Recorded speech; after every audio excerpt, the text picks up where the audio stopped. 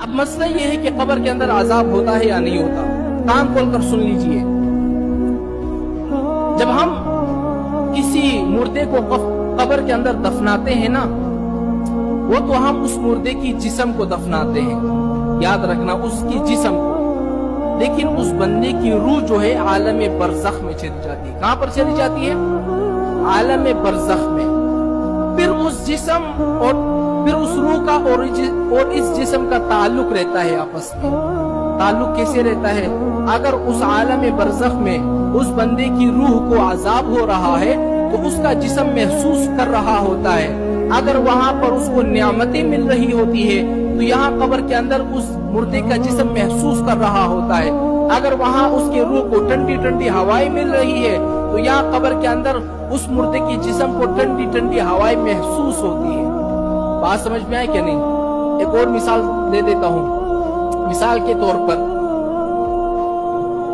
یہ امیر صاحب سو رہے ہیں، ٹھیک ہے، کیا کر رہے ہیں؟ سو رہے ہیں. اب یہ بندہ سویا ہوا ہے، مزے کر رہا ہے اور نیند کے اندر مست ہے، برج خلیفہ پر گیا ہے، دبئی میں مزے کر رہا ہے، وہاں پر پیسے اڑا رہا ہے. تو ہمیں نظر آئے گا کہ یار یہ بندہ خوش ہے یا ناراض ہے؟ ہمیں نظر آئے گا؟ نہیں نظر آئے گا. ہمیں تو صرف یہ نظر آ رہا ہے کہ بندہ سو رہا ہے، لیکن یہ اپنے خواب کے اندر وہاں پر گیا ہوا ہے، دبئی کا ٹکٹ اس نے کرایا ہوا ہے، وہاں پر وہ کھیل رہا ہے، کود رہا ہے، مزے کر رہا ہے. ہمیں نظر آتا ہے؟ نہیں آتا.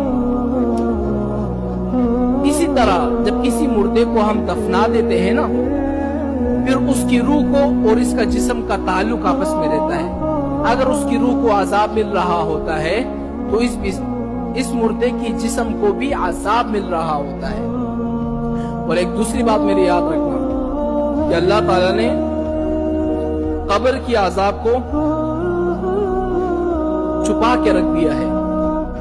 یعنی قبر کے اندر جو مردے کی چیخیں ہوتی ہیں نا، یہ انسانوں کو سنائی نہیں دیتی، جنات کو سنائی نہیں دیتی. انسانوں اور جناتوں کے علاوہ جتنی بھی مخلوق ہے سب کو سنائی دیتی ہے. اور پتہ ایسے کیوں ہے؟ صرف انسان اور جنات کو کیوں سنائی نہیں دیتی؟ وہ اس لیے نا کہ اگر مردے کی چیخیں ہمیں سنائی دے اور ہمیں یہ نظر آ جائے کہ اس مردے کو اتنا عذاب ہو رہا ہے تو ہم سارے لوگ مسلمان ہو جائیں گے.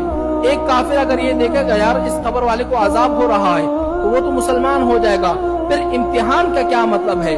ہم لوگ دنیا میں آئے ہیں، میرے نبی نے کہا قبر کے اندر عذاب ہوتا ہے تو ہم اس پر ایمان لے آئیں گے. اور میرے نبی کہتا ہے کہ اللہ موجود ہے، اللہ ایک ہے، یکتا ہے، قل هو اللہ احد اللہ الصمد ہے، تو ہم اس پر ایمان لے آئیں گے.